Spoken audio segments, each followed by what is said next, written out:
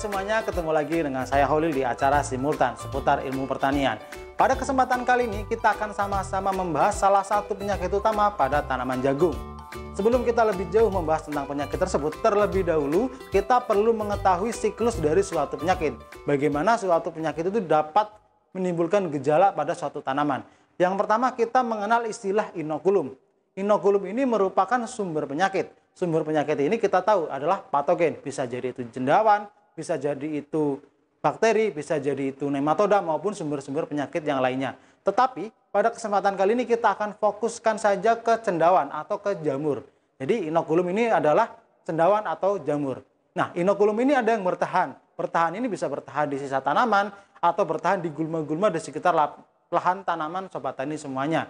Kemudian dari inokulum yang bertahan tersebut akan melakukan inokulasi. Inokulasi ini adalah proses perpindahan dari satu tempat ke tempat yang lainnya. Dari satu gulma ke tanaman sobat tani, dari satu tanaman terserang ke tanaman sehat yang lainnya. Sehingga akan makin banyak tanaman yang terserang. Jadi inokulasi maksud saya adalah perpindahan tadi dan juga penempelan lah pada gampangannya.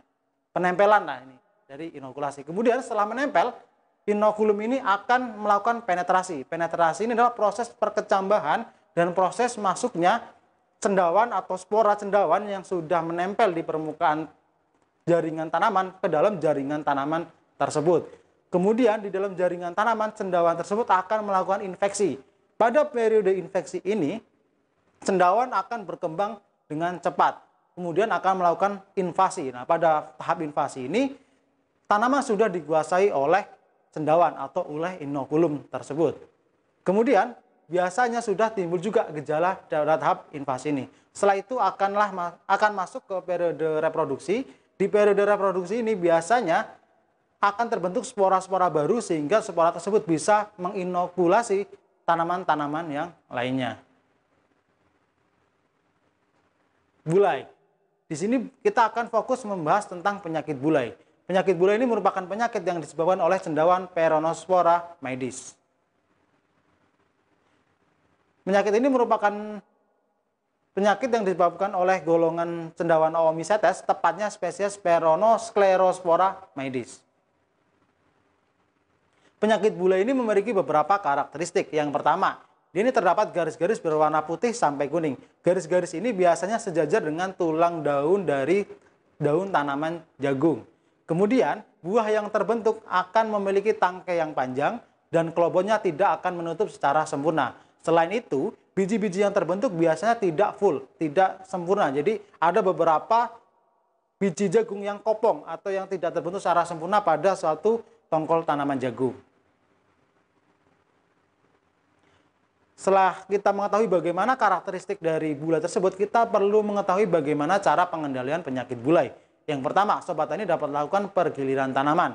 Pergiliran tanaman ini sobat tani lakukan dengan mengganti tanaman. Misalkan saat ini sobat tani menanam tanaman jagung, kemudian di musim tanam berikutnya sobat tani tanam tanaman yang kedekatan dengan tanaman jagung itu jauh. Misalkan dengan cabai atau bawang maupun tanaman yang lainnya. Tujuannya adalah untuk memutus siklus dari suatu penyakit.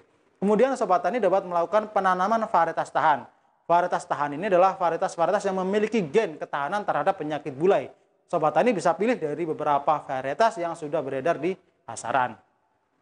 Selain itu sobat tani dapat lakukan juga tumpang sari. Tumpang sari ini sobat tani lakukan dengan menanam beberapa jenis tanaman di satu area pertanaman tertentu.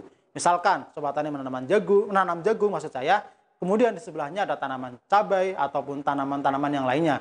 Tujuannya adalah untuk mencegah perpindahan spora dari satu tanaman ke tanaman yang lainnya. Jadi untuk menghambat, jadi biar tidak makin cepat. Jadi misalkan tumpang sari kan akan ada jarak yang lebih jauh. Jadi untuk menular dari lahan satu, dari tanaman satu ke tanaman yang lainnya itu menjadi semakin tidak mudah. Jadi lebih susah gitu menyebarnya. Kemudian sobat tani dapat lakukan juga sanitasi lahan dan gulma. Tujuannya adalah untuk menjaga, yang pertama menjaga kondisi lingkungan sehingga tidak terlalu lembab. Seperti kita ketahui, cendawan-cendawan ini menyukai daerah-daerah yang lembab.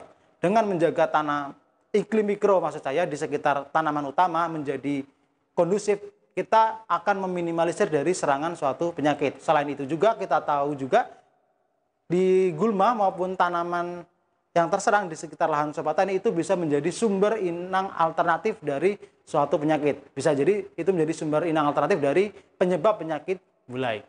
Selain itu, Sobat Tani dapat juga melakukan perendaman benih menggunakan fungisida. Seperti yang sudah kita bahas juga di beberapa episode simultan sebelumnya tentang perendaman benih. Setelah itu, ada juga nih rekomendasi dari DGW untuk mengendalikan penyakit bulai dengan menggunakan produk-produk tertentu. Yang pertama, Sobat Tani dapat melakukan pengendalian bulai dengan menggunakan Corona. Corona ini merupakan cendawan fungisida yang dapat mengendalikan cendawan karena dia bersifat protektif, kuratif, dan eradikatif. Sehingga dapat digunakan untuk mengendalikan cendawan-cendawan juga yang sudah resisten. Untuk penggunaannya sebanyak 1 ml per liter air, atau misalkan kita menggunakan tutup besar itu setengahnya saja untuk tangki 16 liter. Kita aplikasikan cukup 1 kali, 1 atau 2 hari sebelum Sobat Tani melakukan pemupukan pertama ya. Ingat itu, 1 atau 2 hari sebelum Sobat Tani melakukan pemupukan pertama. Selain itu, Sobat Tani dapat juga alternasi dengan menggunakan Dense. Dense ini merupakan fungisida yang bersifat sistemik dan juga protektif dan kuratif, sehingga aman dan efektif untuk mengendalikan penyakit bulai. Itu saja Sobat Tani yang kita bahas kali ini tentang penyakit bulai dan juga cara pengendaliannya. Kita ketemu lagi di simultan episode berikutnya. Dengan saya Holil, terima kasih. Sampai jumpa dan salam sukses untuk seluruh Sobat Tani dimanapun Sobat Tani berada.